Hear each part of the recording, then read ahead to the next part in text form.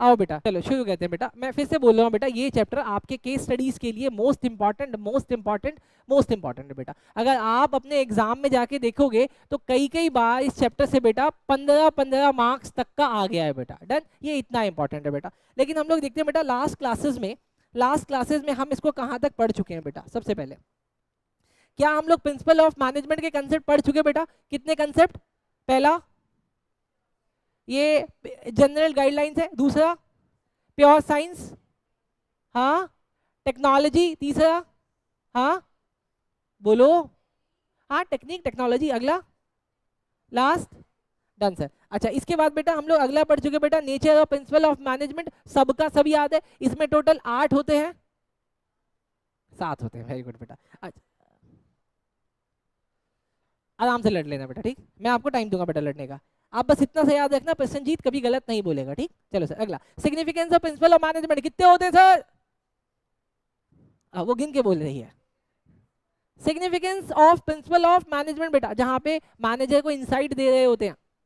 Done sir. Sir इसके बाद मैंने इससे भी आगे आपको मोस्ट इंपॉर्टेंट करा दिया बेटा, क्या? प्रिंसिपल ऑफ साइंटिफिक मैनेजमेंट बेटा। ये किसके हैं? टेलर के या फेयोल के? सर ये टेलर के। मैंने बोला टेलर का पूरा नाम है FW, पक्का? हम क्या लिखेंगे सर? FW लिखेंगे, FW का पूरा फुल फॉर्म लिख दे बेटा। बेटा FW टेलर। और वैसे भी आपसे एग्जाम में कोई पूछेगा नहीं, कुछ किताबों में बेटा, कुछ किताबों में देखो इनकी बायोग्राफी लिखी है बेटा। मेरे को क्या करना बेटा? मन करे तो पढ़ लेना बेटा, रटने की कोशिश बिल्कुल मत करना, इस जन्म में पैदा हुआ था नहीं बेटा, रटने की बिल्कुल जरूरत नहीं, एग्जाम में नहीं आएगा नहीं आएगा नहीं आएगा बेटा, ठीक।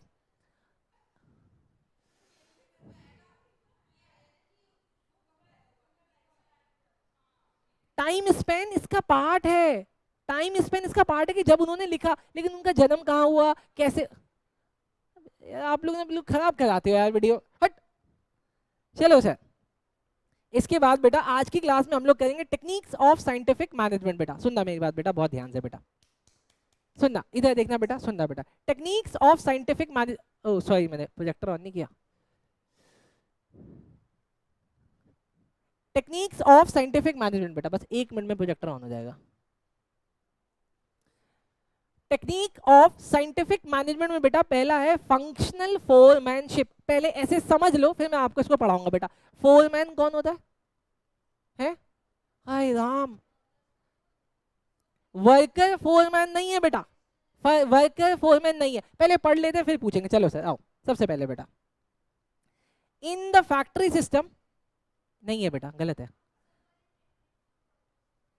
डायरेक्ट 1 to 1 आ जाएगा, हम समझेंगे बेटा अभी। इन अ फैक्ट्री सिस्टम, अब आप अपने मन में इमेजिन करो कि एक फैक्ट्री है, फैक्ट्री वहां जहां पे बहुत सारे एम्प्लॉइज वर्कर काम कर रहे हैं और एक आदमी जेब में हाथ डाल के टहल रहा है बेटा। अब फोरमैन का मतलब ऐसा नहीं कि 4 आदमी टहल रहे हैं बेटा, आदमी अकेला टहल रहा है, ध्यान से। The foreman represent the managerial figure, मतलब वो मैनेजेरियल का पार्ट है। With whom the worker are in face to face contact on daily basis. अब उन वर्कर के बीच में वो आदमी जो हाथ जेब में हाथ डाल के सिर्फ टहल रहा है और डेली बेसिस पे, वो है फोरमैन। अगला, the foreman is the lowest ranking manager, मतलब 3 रैंक होते हैं, पहला टॉप, मिडल, लोअर, सर ये लोअर वाला, and the highest ranking worker. Oh man, मतलब ये भी पार्ट ऑफ वर्कर का ही है, बट ये हाईएस्ट है सर, ये काम नहीं करता, ये बस लोगों को काम करता हुआ देखता है। डन। अगला तीसरी चीज, he is the pivot around whom revolves the entire production, planning, implementation and control. ओ तरीके, प्लानिंग भी इसी के सामने हो रही है, प्लानिंग भी इसी के सामने, मतलब जो टॉप मैनेजमेंट प्लानिंग कर रहा है इसी के सामने, दूसरा इंप्लीमेंटेशन भी इसी के सामने हो रहा है और कंट्रोल भी इसी के सामने हो रहा है। तीनों चीजें बेटा याद रखना, पहला प्लानिंग, इंप्लीमेंटेशन और तीसरा कंट्रोल, तीनों इसके सामने हो रहा है बेटा। Thus Taylor concentrated on improving the performance of this rule in the factory setup. अब टेलर ने यहाँ पे बोला कि अगर आप चाहते हो कि आपकी फैक्ट्री में आपका प्रोडक्शन अच्छा हो तो आप इस पे बहुत कंसेंट्रेट करो, किस पे? फोरमैनशिप पे। अगली लाइन बेटा, in fact he identify a list of qualities of a good foreman. अच्छा अब गुड फोरमैन कैसा हो? शर्ट पैंट में आए, शेव किया हुआ हो, चश्मा पहना हुआ हो, अरे कैसा हो, गुड क्वालिटीज, फोरमैन या supervisor, and found that no single person could fit them all. ओ तरीके, पहले कह रहा है कि सर सबसे गुड क्वालिटी वाला चुनो, और फिर कहता है सर ऐसा आदमी है ही नहीं दुनिया में। इसने बोला मैंने नहीं बेटा, बोला this prompted him to suggest functional foremanship through 8%। अब इसने बोला सर वो फोरमैन इस दुनिया में मिल ही नहीं सकता, लेकिन हाँ आप अगर 8 लोगों का ग्रुप बना दोगे तो वो कहलाएंगे फंक्शनल फोरमैनशिप। अब वो 8 लोग कौन है बेटा? डन सर, देखते हैं सर, 8 लोगों को जाके ढूंढ के आते हैं sir. Taylor advocate separation of planning and execution function. ये बात उसने पहले भी बताई थी कि दोनों चीजें अलग अलग है sir. This concept was extended to the lowest level of shop floor. It was known as functional foremanship. Under the factory manager, there was a planning in charge and a production in charge. दो लोग हैं, planning कर रहा है और दूसरा कौन है सर? जो प्रोडक्शन कर रहा है। अब वो 8 लोगों में देखना बेटा, मैं आपको एक साथ बता दूंगा बेटा। पहले उसने क्या किया, उन 8 लोगों को 2 पार्ट में बांटा। पहला प्लानिंग, लेकिन आप ये मत समझना प्लानिंग टॉप वाली प्लानिंग नहीं, टॉप वाली प्लानिंग नहीं, एग्जीक्यूशन वाली प्लानिंग, उस काम को कराने वाली प्लानिंग। मतलब टॉप मैनेजमेंट ने प्लान कर दिया, मिडल ने उसको एग्जीक्यूट कर दिया, और जो नीचे है फोरमैन अब वो उस काम को कराएगा। उस काम को कराने की प्लानिंग है बेटा, उसको 2 पार्ट में तोड़ा बेटा। पहला अंडर प्लानिंग इंचार्ज 4 पर्सनल, दूसरा अंडर प्रोडक्शन इंचार्ज, वहां पे भी 4 पर्सनल है बेटा। 4 लोग, चारों के काम बेटा। पहला आदमी कौन है? Instruction card clerk. क्या काम है इसका? सिर्फ और सिर्फ ड्राफ्ट करना इंस्ट्रक्शन। ओ मैडम कल सुबह 8 बजे आना, मैडम आप 9 बजे आना। ओ तू मत आइयो कल। ये क्या हुआ? मैं कौन? मैं कौन? मैं कौन बेटा? Card clerk. मैं कौन? Card clerk. अगला रूट क्लर्क। ओ मैडम पहले आप जेब काटना। अरे हमारा टेक्सटाइल का काम है सर। मैडम आप पेंट काटना। समझ रहे हो क्या? क्या बोला sir? Specify the route of production, कैसे प्रोडक्शन होगी। मैडम आपका पैकिंग का काम है, 4 दिन बाद आना आप। डन, 2 चीजें बता दी। पहला कौन? Card clerk. दूसरा क्या बोला? Route clerk. तीसरा sir time and cost clerk. Prepare time and cost sheet. ओए सुनो मैडम, जेब जो कटनी है ना 3 मिनट में कट जानी चाहिए। ओ भाई पैंट ना 5 मिनट में बन जानी चाहिए। समझ में आया क्या? और मैडम इसमें ना आपको ये भी बताओ टाइम के साथ कॉस्ट भी लगता है बेटा। अगला सर डिसिप्लिन वर्क बेटा। ये क्या कहता है? Ensure discipline. काम करते नहीं हो, जब देखो तब खैनी बनाते रहते हो, तंबाकू खाते रहते हो, पैग मारते रहते हो। नहीं सर, डिसिप्लिन होना चाहिए। पैग मारना है लंच में मारो, मैं कुछ नहीं बोल रहा आपको। सिगरेट भी नहीं है, लंच में जाके पियो, अभी नहीं। कहीं पता चला यहाँ पे शर्ट कट रही, यहाँ पे सिगरेट गिर, अरे शर्ट पे गिर जाएगी सिगरेट। समझा क्या? चारों लोग पढ़ लिए। अब मुझे जल्दी से बता दो 4 लोग कौन? पहला कार्ड क्लर्क, हाँ रूट क्लर्क, डन। चौथा मुझे बताओ क्या इन चारों में से किसी ने भी काम किया? काम चारों में से किसी ने नहीं किया। ये चारों लोग क्या कर रहे हैं? सिर्फ प्लानिंग कर रहे हैं। प्लानिंग इंचार्ज है, प्लानिंग हो गया। काम करने से पहले इन चारों लोगों ने क्या कर दी? प्लानिंग कर दी बेटा। अब आगे देखो sir, under production in charge personal who would work where. कौन कहाँ काम करेगा बेटा? पहला कौन है सर? पहला बोलो। Speed boss. स्पीड बॉस का क्या काम है? भाई देख ये वाला काम ना, ओ दीदी मैंने ये वाला काम किया है, तू मुझे पागल मत बना, मैंने ये वाला काम 10 मिनट में किया है, तेरे को 15 क्यों लगे भाई? तो मैं कौन? Speed boss. मेरा क्या काम है? Responsible for timely and accurate completion of job. मैं खड़ा रहूंगा आपके सिर पे, मैं सिर पे खड़ा रहूंगा, बनाओ 10 मिनट में, डन। दूसरा sir gang boss. Gang boss कौन होता है? जो गैंग का बॉस होता है, नलायक कहीं का। Keep machine and tool ready for operation. अभी देखो इससे ना समझना बड़ा मुश्किल है, लेकिन आप इसको याद रखना। गैंग बॉस का काम है मैं काम करने आ रहा हूं चलते चलते, लेकिन मेरे आने से पहले ही मशीन ऑन हो चुकी है, कपड़ा लग चुका है, बस मुझे निकालने हैं कपड़े। मैं कौन? अरे मैं तो क्लर्क हूं, वर्कर हूं, लेकिन ये मशीन जिसने रेडी करके रखी है वो कौन है? Gang boss. गैंग बॉस का काम है बस मशीन को ऑन करना। तीसरा है रिपेयर बॉस। रिपेयर बॉस कौन? मशीन ठीक से चलती रहे, तू इसको इंश्योर करियो। गैंग बॉस का काम है मशीन ऑन करना, लेकिन मशीन चल क्यों नहीं रही या धीरे क्यों चल रही है ये तू देखेगा। तू कौन? अरे तू कौन? Repair boss. देखो रिपेयर बॉस का काम ensure proper working condition of machine and tool. And the last one is inspector. हर जगह इंस्पेक्टर का क्या काम होता है? इंस्पेक्टर, इंस्पेक्ट करना। किस चीज को? अब मुझे सोच के बताना, क्या इन चारों में से जो प्रोडक्शन इंचार्ज है, इन चारों में से किसी ने काम किया? काम तो इन लोगों ने भी नहीं किया, ना तो ऊपर के 4 लोगों ने काम किया, ना नीचे के 4 लोगों ने काम किया। हैरान क्या ये पैसे किस बात के? आओ सर जरा एक बार दोबारा से देख लेते हैं सर। सबसे पहले बेटा कौन था प्रोडक्शन इंचार्ज में? 4 लोग। पहला कौन? हटा दिया। प्रोडक्शन इंचार्ज में पहला आदमी कौन? Instruction card clerk. काम क्या है? मैं सॉरी, प्लानिंग इंचार्ज में बेटा पहला कौन? Card clerk. काम क्या है? Draft instruction. दूसरा कौन? Root clerk. काम क्या है? प्रोडक्शन की रूट स्पेसिफाई करना। तीसरा कौन? Time and clerk. उसका काम टाइम और कॉस्ट शीट बनाना। वर्ड लिखा है बेटा वहां पे, एनसीईआरटी में लिखा है प्रिपेयर। चौथा बंदा, चौथा कौन? डिसिप्लिनरियन। उसका काम सिर्फ डिसिप्लिन को इंश्योर करना, एक्सप्लेन ज्यादा नहीं है बेटा एनसीईआरटी में बेटा। उसके बाद आया प्रोडक्शन इंचार्ज, फिर से 4 लोग। पहला कौन? Speed boss. क्या इंश्योर करना है? काम स्पीड में नहीं बेटा, वहां पे 2 वर्ड स्पेसिफाई हुए, timely and accurately. Speed boss का काम ये नहीं कि तुम वो काम नहीं करे तुम उसको दौड़ा दो, नहीं भाई, पहला टाइमली और दूसरा एक्यूरेटली। अगला कौन है सर? Gang boss. काम मशीन को ऑन करना। तीसरा रिपेयर बॉस। काम मशीन प्रॉपर फंक्शन कर रही है नहीं कर रही है। Last one is inspector. काम सिर्फ और सिर्फ इंस्पेक्ट करना। बहुत बढ़िया बेटा, आपने बहुत अच्छा सुना है बेटा। फर्क ये भी है कि पढ़ते कहाँ हूं। आओ सर आगे चलते हैं sir.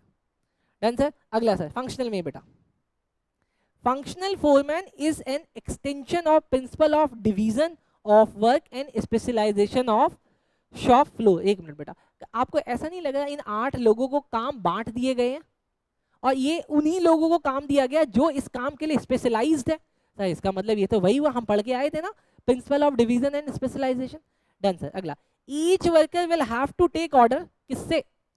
From these 8 foreman in the related process और function of the production. Sir इसका मतलब अभी मुझे पूरा समझ में आ रहा है क्यों आखिर बड़ी बड़ी कंपनी में हर एक चीज के लिए डिपार्टमेंट है बेटा।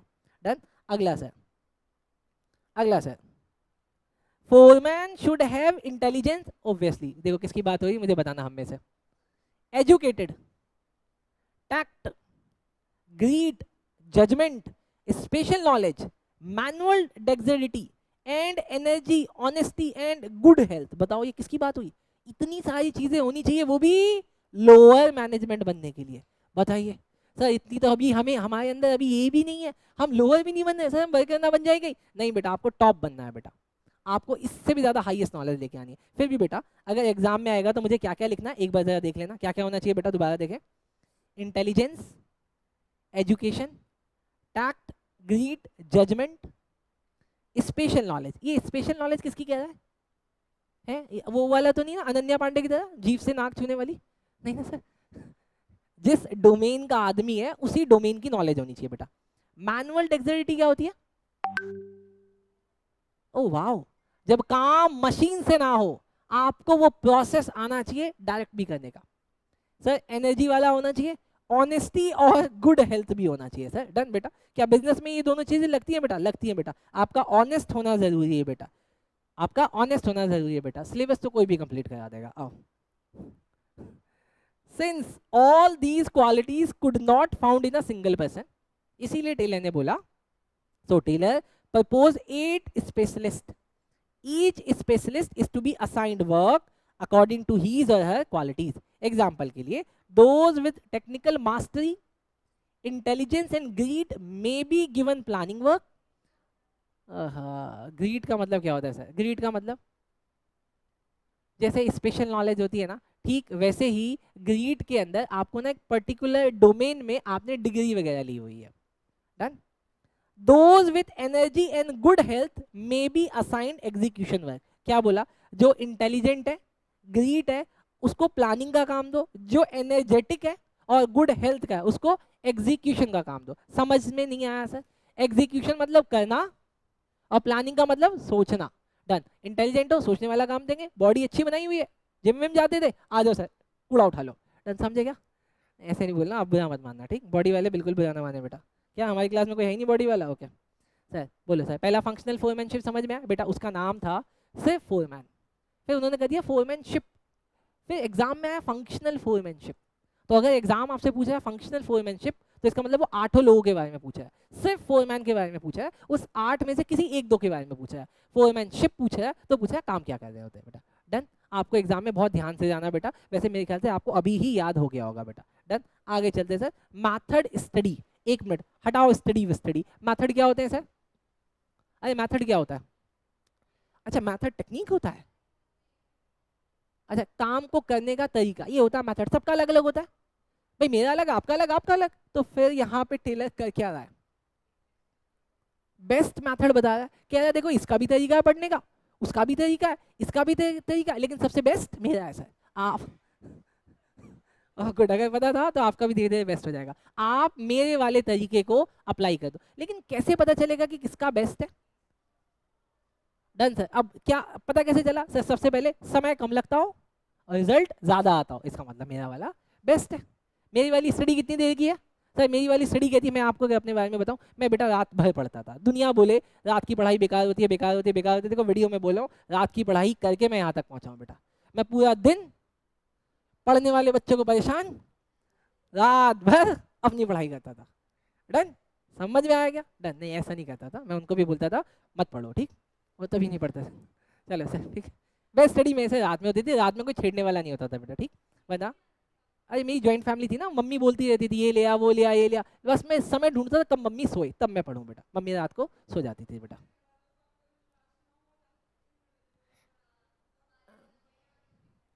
नहीं एक मिनट एक मिनट, देखो मैं अभी अपने लाइफ के इस एज पे हूँ ना, लाइफ सुनना मेरी बात, मैं लाइफ के इस एज पे हूँ जहाँ पे मैं धोखा अपने आप को ही दूंगा।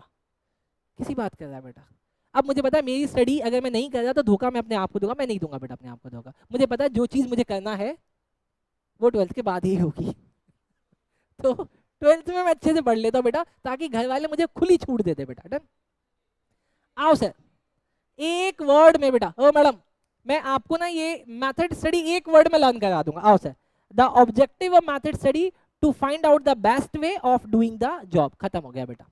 अब टेलर आगे सिर्फ इसी को एक्सप्लेन किए जा रहा है किए जा रहा है किए जा रहा है। क्या मतलब है मेथड स्टडी का? Finding out best way of doing job. खत्म।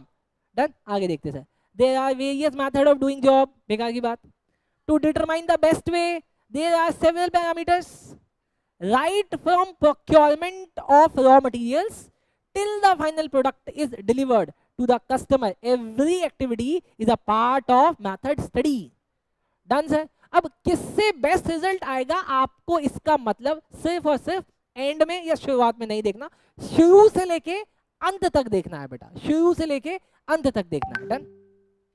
Taylor devise the concept of assembly line by using method study. Ford Motor Company use this concept very successfully, even now auto companies are using it. Sir auto company कैसे use कर रही है इस चीज को, बस मुझे एक बात बता दो, ऑटो कंपनी कैसे यूज कर रही है बेटा इस चीज को? सोच के बताओ, ऑटो कंपनी कैसे यूज कर रही है इस चीज को? उन्होंने बोला ना auto company method study use कर रही है, कैसे ऑटो कंपनी इसको कैसे यूज कर रही है?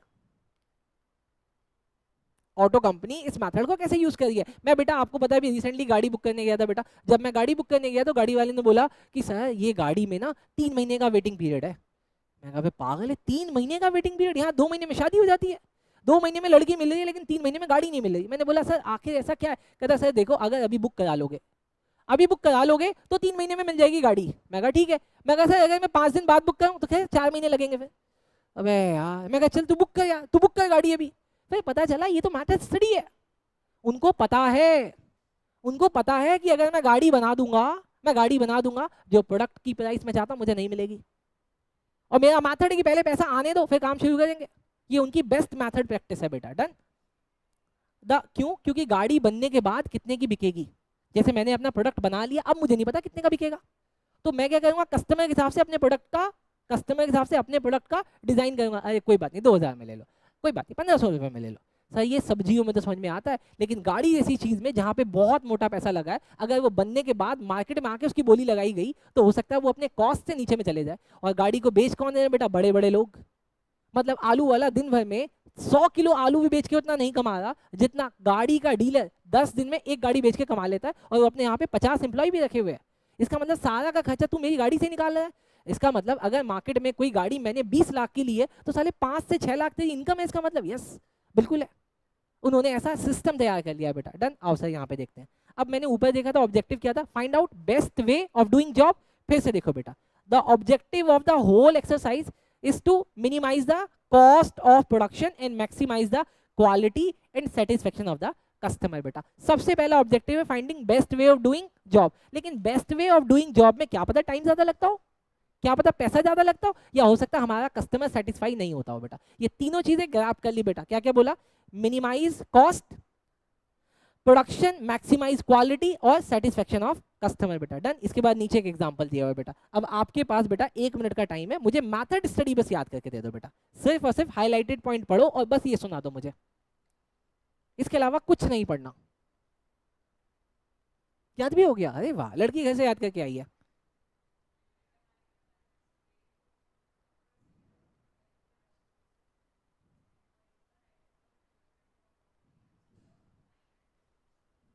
बहुत बढ़िया।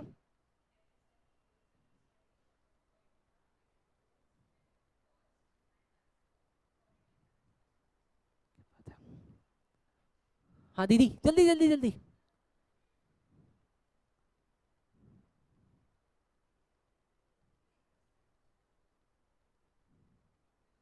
ये संडे वाले टेस्ट में क्वेश्चन नंबर 5 था बेटा, एमसीक्यू का क्वेश्चन नंबर 5 बेटा।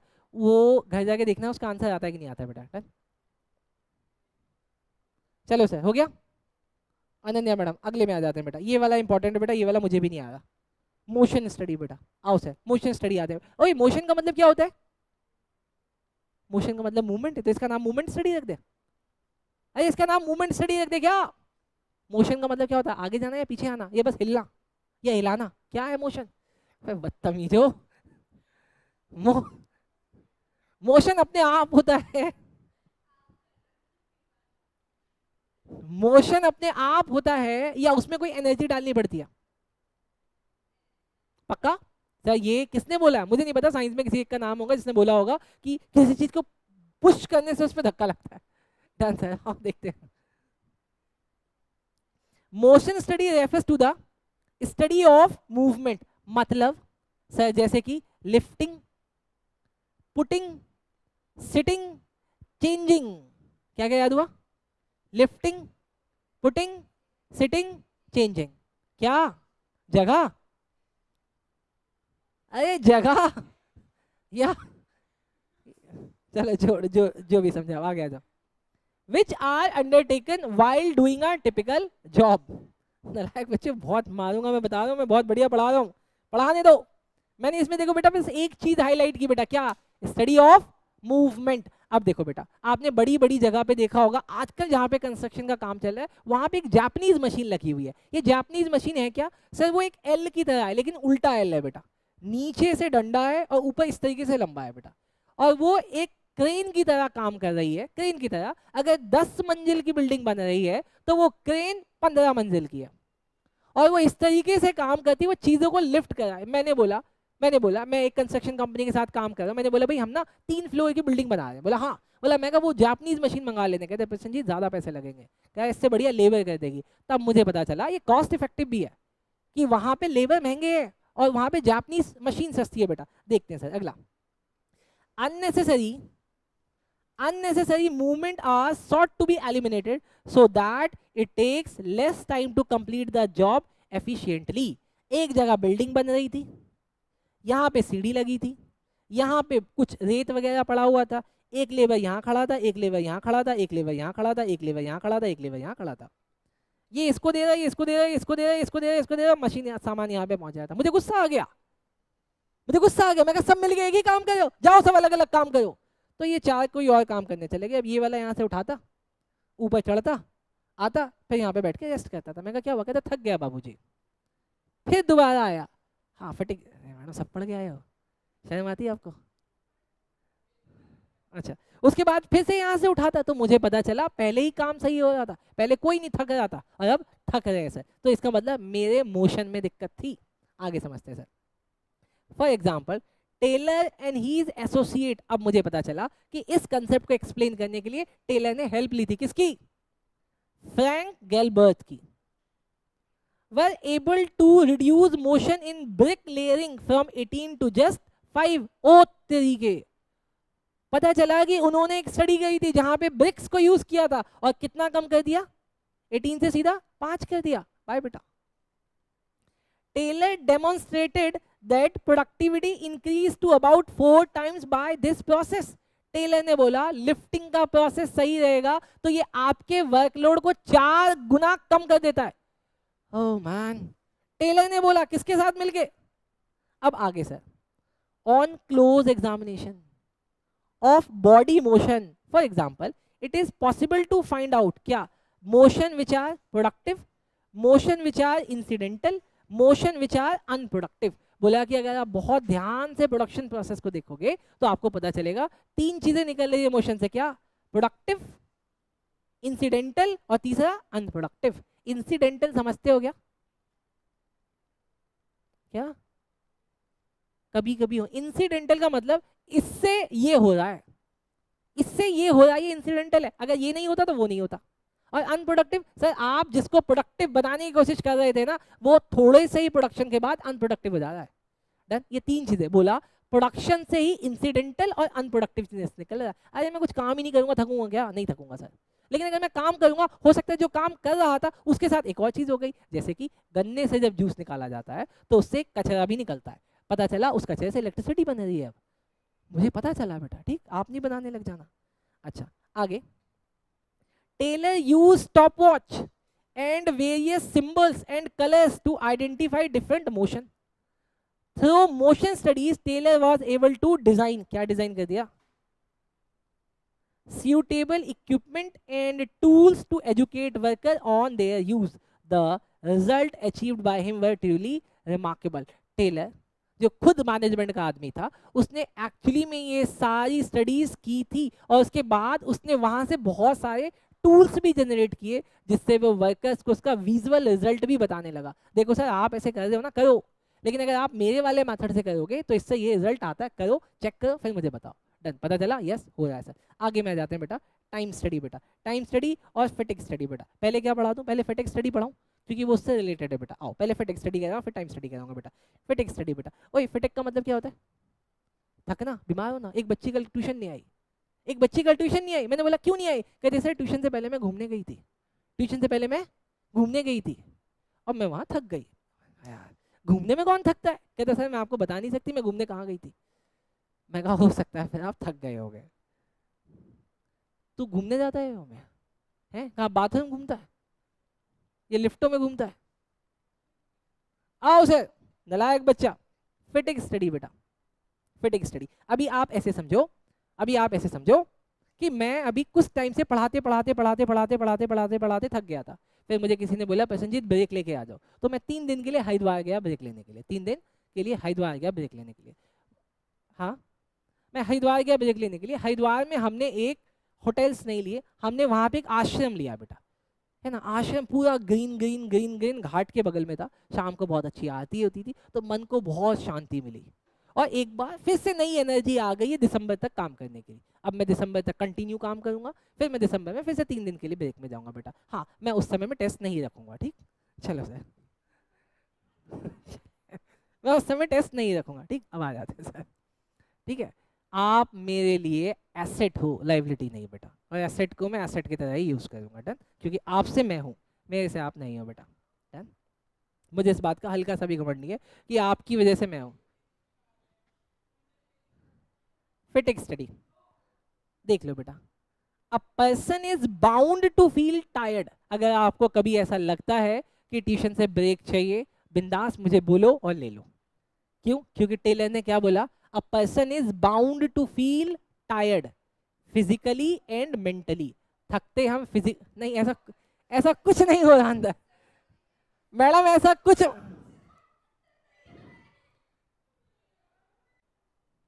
आइए एक बार दोबारा, ठीक है। मैंने क्या बोला? टेलर कह रहे हैं a person is bound to feel tired physically और मेंटली। अभी फिजिकली कैसे थकते हैं ये आपको पता है मेंटली कैसे थकते हैं मेंटली कैसे थकते हैं ये बहुत सारे लोग नहीं पकड़ पाते और नहीं पकड़ के आने की वजह से वो डिप्रेशन में चले जाते हैं। तो आपको मेंटली अवेयर होना भी ज़रूरी है कि yes I am feeling tired बेटा। डन, कभी ऐसा फील हो तो मुझसे बात करना, मैं आपकी वो टायर्डनेस ख़त्म कर दूंगा। डन बेटा। वरना इंडिया में बहुत सारे ऐसे लोग हैं जिनको पता भी नहीं कि वो मेंटली बीमार हैं बेटा। Done, we are going. किसके साथ? चलो बाय, मैं ये वाला रिकॉर्ड कर रहा हूँ, मैं आपको भेज दूंगा। If she and he does not rest while working, the rest interval will help one to regain stamina and work again with the same capacity। अब इन्होंने बोला कि रेस्ट इंटरवल, आप रेस्ट लेते हो तो वापस आप सेम स्टेमिना के साथ काम कर सकते हो। This will result in increase production. बेटा इसीलिए 8 घंटे के काम में 1 घंटे का ब्रेक दिया गया। अगर किसी ऑफिस में 8 घंटे काम कर रहा है तो 1 घंटे का ब्रेक तभी दिया गया 5 घंटे के बाद और 3 घंटे से पहले का। पहले बोला 5 घंटे, फिर बोला 3 घंटे, इस 3 घंटे में से 1 घंटे का ब्रेक मिला बेटा। डन, इस तरीके से काम कराया जाता है। डन, अगला fatigue study seeks to determine the amount of frequency of rest and interval in completing task। अब ये fatigue study में क्या बोला सर, सिर्फ और सिर्फ frequency और अमाउंट, ब्रेक कब देना है और ब्रेक कितना देना, ये दोनों बातें करती है बेटा। आपकी केस स्टडी में भी ये बात है बेटा, ध्यान से पहचानना। क्या क्या है? कितना और कब। कितने के लिए क्या बोला? अमाउंट, और कब के लिए? इंटरवल या फ्रीक्वेंसी, सॉरी। फॉर एग्जाम्पल, अब ये वाला ना आप पढ़ लेना, सेम है बेटा, जो मैंने भी आपको एग्जाम्पल दिया लंच वाला, सेम लिखा हुआ है बेटा। There can be many causes of fatigue, जैसे कि long working hours, doing unsuitable work, having uncordial relations and with the boss या bad working condition etcetera. Such hindrance, hindrance का मतलब होता है रुकावट, in good performance should be removed. Done, क्या AC में ही बैठ के पढ़ाई होती है? पक्का? यस सर, एसी में ही बैठ के पढ़ाई होती है। अच्छा, फैटिग स्टडी के बाद बेटा अब मैं आपसे करा रहा हूँ बेटा टाइम स्टडी। डन, अभी मैं लेकिन ये सारी चीज़ें पूछूंगा अभी। Time study, it determines the standard time taken to perform. अब टाइम का मतलब ये नहीं कि तुम कितना टाइम लेते हो, नहीं बेटा, यहाँ पे टाइम किसको स्पेसिफाई कर रहा है? ये स्टैंडर्ड टाइम को। अभी आगे एक और चीज़ स्टैंडर्डाइजेशन भी कराऊंगा, लेकिन इसने बोला स्टैंडर्ड टाइमिंग। अब स्टैंडर्ड टाइम का ये भी मतलब नहीं कि सुबह के 8 बजे से ही काम कराओ सर, ट्यूशन रात का भी हो सकता है सर, ट्यूशन रात का भी हो सकता है। लेकिन सवाल है ये स्टैंडर्ड टाइम कितना लगना चाहिए उसको करने के लिए। देखते हैं सर, जैसे कि कहीं पे इकोनॉमिक्स का सिलेबस बहुत खत्म हो गया, अरे आया क्या वहाँ पे, अरे आया क्या वहाँ के बच्चों को कंपेयर कर लेंगे, किसी दिन बुला के यहाँ पे टेस्ट ले लेंगे, पता चल जाएगा। अब एक बच्चा तो आ ही सकता है वहाँ से, जो भी है विकास एकेडमी, एक बच्चा तो वहाँ से आ ही सकता है टेस्ट देने के लिए। आओ sir, it determines the standard time taken to perform a well defined job। time measuring device are used to each element of task। the standard time is fixed for whole of the task by taking several readings। the method of time study will depend upon the volume and frequency of the task। the cycle time of the operation and time measurement cost। the object of time study determine क्या क्या? पहला number of worker, suitable incentive और labour की cost. नहीं sir, नहीं समझ में आया सर, नहीं समझ में आया, दोबारा देखना बेटा, ये वाला समझ लेना बेटा। एक एग्जांपल से समझा देता हूँ बेटा। पिज्जा में, पिज्जा वाला, मेरी मम्मी कहती है कि पिज्जा अननेसेसरी का 500 रुपये का आता है। मेरी मम्मी ने कहा कि पिज्जा अननेसेसरी का 500, इसमें कुछ नहीं है। मैंने बोला मम्मी आपकी बात ठीक है, पिज्जा अगर हम घर में बनाए तो वो सेम अमाउंट ऑफ पिज्जा हमें 50 या 60 रुपये में मिल जाएगा, जो मुझे 100 रुपये में मिल रहा है। लेकिन फिर मैं मम्मी को समझाने लगा कौन सा? Time study. मैंने मम्मी को कहा, मम्मी को टाइम स्टडी, मम्मी मुझे पिज्जा खाने का मन है, नाउ यू हैव 30 मिनट, मुझे पिज्जा दे दो। मम्मी आपके पास 30 मिनट का टाइम है, पिज्जा बना दो। बना देगी मम्मी? बना देगी, झंझना बना देगी मम्मी। 30 मिनट में मम्मी का नहीं बना सकता पिज्जा। डन, मम्मी का मम्मी है ना, नहीं बना सकता। अब सवाल है सर, फिर वो 500 रुपये का क्यों बेच रहा है बेटा? उनको पता है कि कितने वर्कर लगेंगे, एक बनाने के लिए और एक पहुंचाने के लिए, उनके पास इसकी अरेंजमेंट है। सूटेबल इंसेंटिव, उनको पता है कि टाइम से पहुंचाना है, 30 मिनट के अंदर पहुंचाना है। अगर 30 मिनट में पहुंचाना है तो पहुंचाने वाले के पास 15 मिनट का टाइम है और बनाने वाले के पास 15 मिनट का टाइम है। तुझे 15 मिनट में ही बनाना है भाई, अब तू देख ले कैसे बनाएगा सर, और तुझे 15 मिनट में ही पहुंचाना है। अगर बीच में जैम मिला तो ये तेरी बसड़ है, मेरी नहीं है। तभी पिज्जा वाले को क्या मिली हुई है?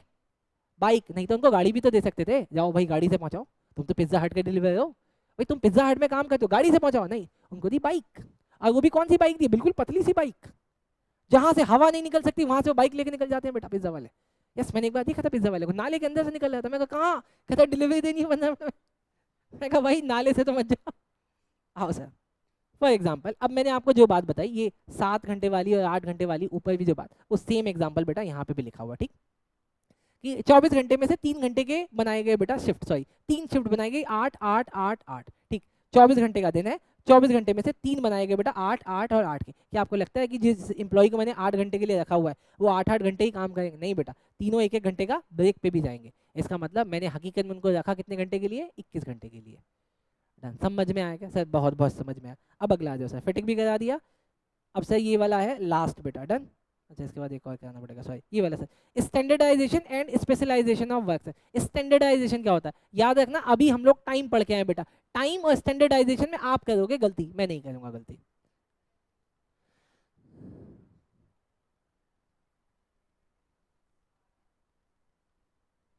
टाइम, कॉस्ट या क्वालिटी, क्या मैच करना चाहिए? क्वालिटी। और ऊपर जो हमने अभी स्टैंडर्ड रखा था वो किस चीज़ का स्टैंडर्ड था? वो टाइम का स्टैंडर्ड था। अगर पिज्ज़ा में 30 मिनट लगते हैं तो 30 ही लगेंगे। मेरी मम्मी ने मुझे 30 मिनट में पिज्ज़ा बना के दे दिया, मैं एक बाइट नहीं ली। क्यों? क्योंकि मम्मी ने टाइम स्टैंडर्ड का तो कंप्लीट किया था, लेकिन मम्मी ने स्टैंडर्डाइजेशन ऑफ क्वालिटी कंप्लीट नहीं किया था। रोटी के ऊपर सॉस लगा के दे दिया था मुझे और कहती है खा ले पिज्ज़ा, है ना? बहुत बेकार था वो, मैंने टेस्ट तक नहीं किया। आओ बेटा, उधर ध्यान नहीं देते हैं बेटा। Standardisation and simplification of work.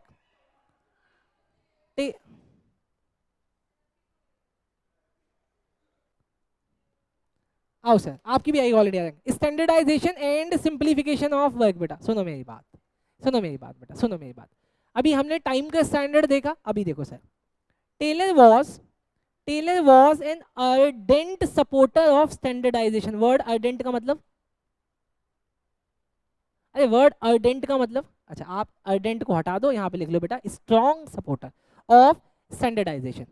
According to him scientific method should be used to analyze method of production prevalent under the rule of thumb। बोला rule of thumb में बोला था, जो past manager अपने past experience के हिसाब से लगा रहे हैं, आप उसके अंदर भी मेथड को एनालाइज करो, क्या वो स्टैंडर्ड मेथड है? अगर है तो लगा दो, लेकिन अगर आपको लगता नहीं इससे भी ज्यादा कोई अच्छा स्टैंडर्ड मेथड है तो आप उसको फॉलो करो। डन सर, अगला, the best practice can be kept and further redefined to develop a standard which should be followed throughout the organization। बेटा लाइन के अंदर ना मैंने कुछ हाईलाइट नहीं किया, लेकिन आप मुझे बताना ऐसी कौन सी बात थी जो हाईलाइट हो सकती थी। दोबारा पढ़ रहा हूँ, the best practice can be kept further redefined बेटा to develop a standard which should be followed throughout the organisation.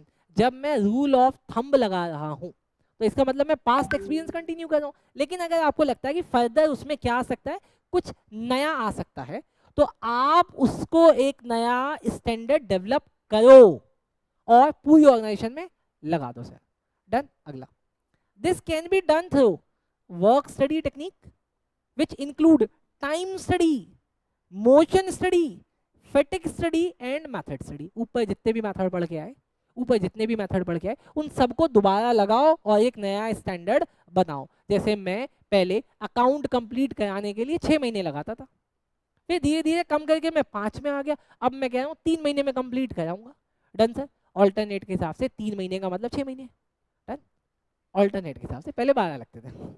आगे, it may be pointed out that even the contemporary techniques. अरे कंटेम्पररी का मतलब नए पुराने, contemporary नए पुराने, traditional या मॉडर्न, पता नहीं, हट। Business process include reengineering, kaizen and benchmarking are aimed at standardising of work. आज के जो मेथड्स है ना बेटा, काइजन हो गया, बेंचमार्किंग हो गया, री इंजीनियरिंग हो गया, ये सब आज की टेक्निक्स हैं और ये अब जाके डेवलप हुए हैं सर। अगला sir, standardization refers to the process of setting standard for every business activity. It can be standardization of process, raw material, time, product, machinery, method और वर्किंग कंडीशन। बेटा अब थोड़ा सा कंक्लूड कर लेते हैं, फिर मैं आगे भी चलूंगा। पहला कंक्लूजन, ओए टाइम स्टडी ने बोला कि आप स्टैंडर्ड सेट करो, किस चीज का? टाइम का। ये स्टैंडर्डाइजेशन किसके लिए सेट करने के लिए कह रहा है? कह रहा है सबके लिए, सबको स्टडी करो, हो सकता है आपकी टाइम स्टडी में भी नया स्टैंडर्ड आ जाए। ये बात समझे क्या? चलो sir, these standard are the benchmarks. क्या मैडम मैडम मैडम मैडम मेरी बात समझना, देखो अब बच्ची कह रही कि सर आपने पूरी ना एनसीईआरटी छेप दी। इस पूरी एनसीईआरटी में बेटा, इस पूरी एनसीईआरटी में आप अगर ध्यान से देखो तो मैंने बेटा इस वाले पैराग्राफ में हाईलाइट किया है। अरे इस वाले पैराग्राफ में देखो ना बेटा, हाईलाइट किया है।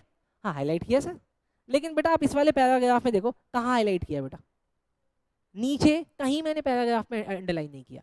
मैं अपने आप को बोल रहा हूँ बेटा आप मत पढ़ो एनसीईआरटी, मेरा नोट पढ़ लो, मेरा नोट सफिशिएंट है, सब कुछ डाला हुआ है, एनसीईआरटी से जरा सा डेविएट नहीं किया, लेकिन उसके अंदर भी मैंने आपको निकाल के दे दिया ये इंपॉर्टेंट है, पढ़ लो, छोड़ कुछ नहीं रहा हूँ। लेकिन अगर आपको लगता नहीं मुझे पूरा पढ़ना चाहिए, पढ़ दो ना नीचे बेटा।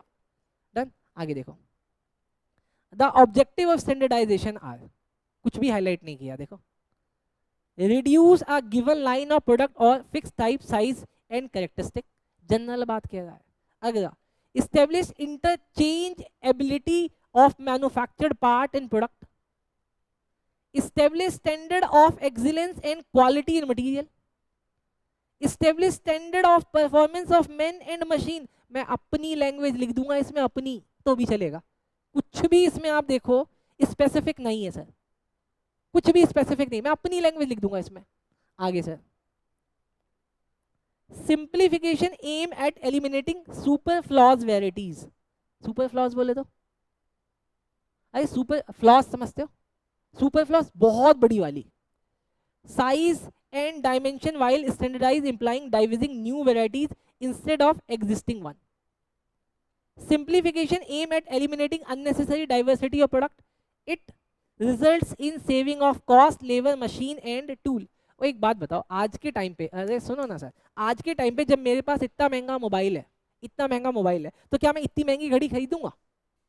लेकिन सर घड़ी तो आज भी बिक रही है, घड़ी आज भी बिक रही ना। उसने क्या किया ऐसा, जब मोबाइल नहीं थे तब घड़ियों ने अपने आप को इंट्रोड्यूस करना सीखा, वो टाइम की जगह कैलकुलेट भी करने लगे। बाहर की लाइट ऑन कर देना बस, वो कैलकुलेटर भी देने लगे, लाइट भी देने लगे, लेकिन धीरे धीरे धीरे अब वो सब चीजें हट गई। उसने किस पे फोकस कर लिया? स्टैंडर्डाइजेशन पे बेटा। It implies reduced inventory, reduce inventory बेटा, नहीं देनी हमें लाइट, नहीं देना हमें calculator, fuller utilisation of equipment and increasing turnover. Most large companies like Nokia, Toyota, Microsoft etcetera have successfully implemented standardization and simplification. This is evident from their large share in the respective market. अभी थोड़ा सा ना literature change होना है, उस literature में ना ये लोग नोकिया का नाम हटा देंगे, ठीक।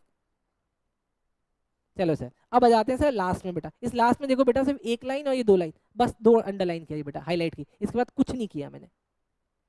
देखो ना बेटा, करने को मैं पूरा कर सकता था, मैंने कुछ नहीं किया। आओ देखो बेटा, टेलर वॉज स्ट्रॉन्ग, अरे स्ट्रॉन्ग के लिए हम लोग कौन सा वर्ड लिख सकते हैं?